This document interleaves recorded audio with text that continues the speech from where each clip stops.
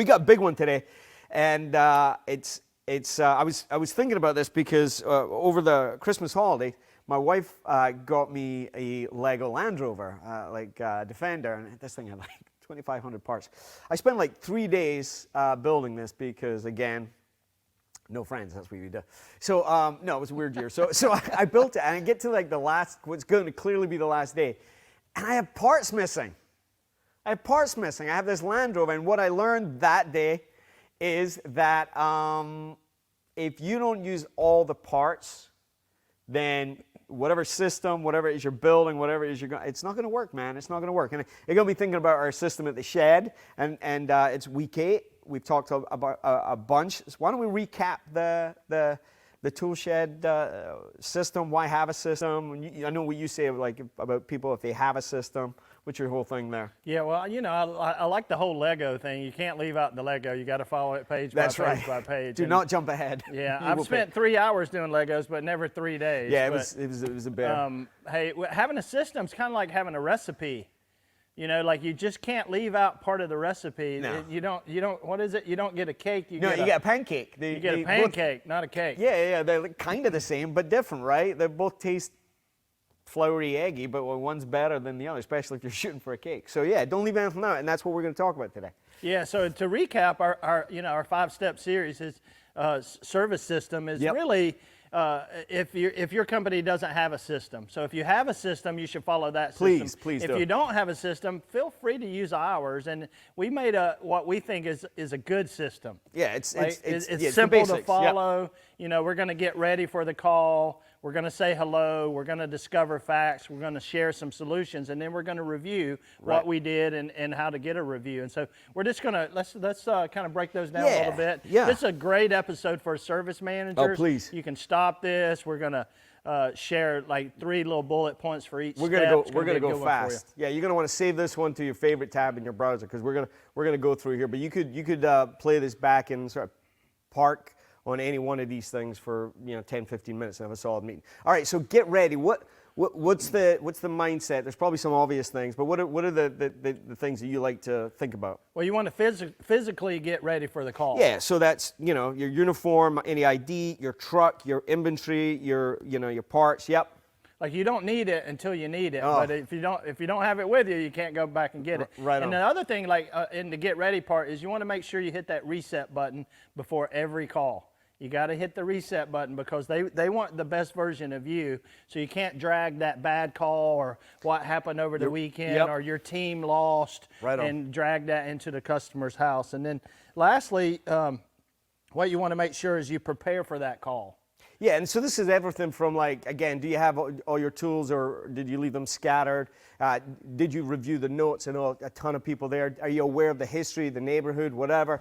Not to get too far over your skis there, but you're going to want to be ready so that, like as you say, the beauty of a system is you can be present with the customer. So, all right, that's all about getting, that was only step 1. Wow. All right, get ready. What do you do next? Yeah, so on get ready, it's all about making a good first impression. Yeah, that is the key to get ready. You want to make a good first impression, and you don't want to run past that customer to go look at the air conditioner. Spend a few minutes with the customer because they're going to write you the check, not the air conditioner, and it's still going to be broken 5 minutes from now. Right. Say hello. So you got to say hello. You got to make a good first impression. Don't run past that customer, and then you got to set the agenda on here's what you can expect while I'm at your home today. Yeah. Mr. Homeowner, here's what I'm going to do. I'm going to be here about 45 minutes, and here's what you can expect. If I notice anything wrong, how do you want me to handle that? Yep, that's exactly right. My buddy Aaron says things that start well typically end well. So it's get ready, then say hello, and then the third step, discovering facts. What do you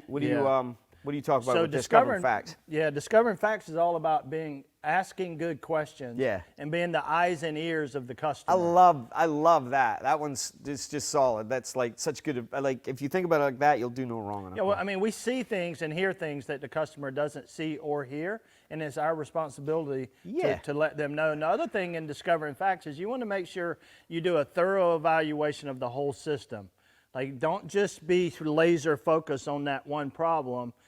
That problem also has ductwork with it. If you're a plumber, it's okay to take a peek at the air conditioner. Right. If you're an air conditioning guy, it's okay to take a peek at the water heater. Right, or the electrical panel, Yeah, or even absolutely. you say that system's attached to ductwork. Well, there's people living in that house too, and that's really what we're there for. And this is the step that when people, it's almost like they get permission to do their job. Well, I've literally seen people sort of stand a little taller when they understand that, no, it's your job to discover fact. You don't make the situation. And so many of us get into the home services to help people. The idea of delivering bad news, until you get your head around it, it's never good, but it's part of the job. So we worry about what we're going to find, but like you're like an old school detective. Just the facts, Jack. Discovering facts.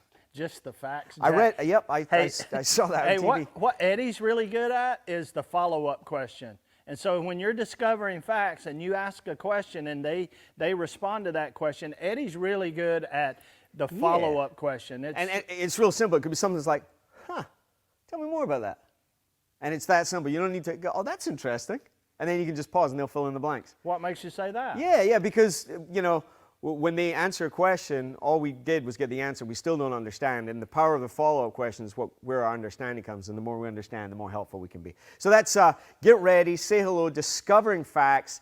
Next, the one there, I think there's tons of opportunities and to dial in and get better. And it's sharing solutions, Jerry, right? Yeah, that's probably my favorite step because I was a salesperson for a long time. I love like sharing options with people. And what you want to make sure you do is every option that you share, every solution that you give to them, it came along with a problem. You had this, so I gave you this option. That's right. You told me this was the problem, so I gave you this solution. And every solution you give them has to include the reason they called you out there. And that's table stakes. That's right. That price of admission is, here's why I'm here. And when you think about that word, sharing solution, those two words are really intentional. First off, people, we love to share. And then solutions, if you're giving a solution, it means there was a problem. So that when you think of it as sharing solutions, your first one is always going to be why we're there, because that's the solution to the problem that we're called out for. So that's what are some other tips you like to do there? When we're sharing solutions, make sure we're giving multiple options. Maybe Right on. 3, 4, 5, 6 options sometimes for a plumber. Yeah. Multiple options. And then once we give them those options, we stop stop talking. This is what you're good at. Yep. Jerry's good at that. And I think, bear in mind, depending on the trade you're in, it may be years before they have another plumber, electrician. And so that's why it's important, because when you bundle solutions, you're already there. It helps the customer spend the least amount of money possible. How would you like me to move forward? Bob's your uncle. So we've discovered the facts, and like a good doctor, we just want to share solutions, and what they choose to do with those solutions, that's up to them. Totally. But their health and safety, they're relying on our knowledge and our wisdom to keep their family safe and healthy and happy. And like we That's have why to we're just there. give them the solution and let them decide And what they want to do. Jerry and I talk about this a lot. Like, none of this is original. We've learned this from the greats that we've had the pleasure of working along.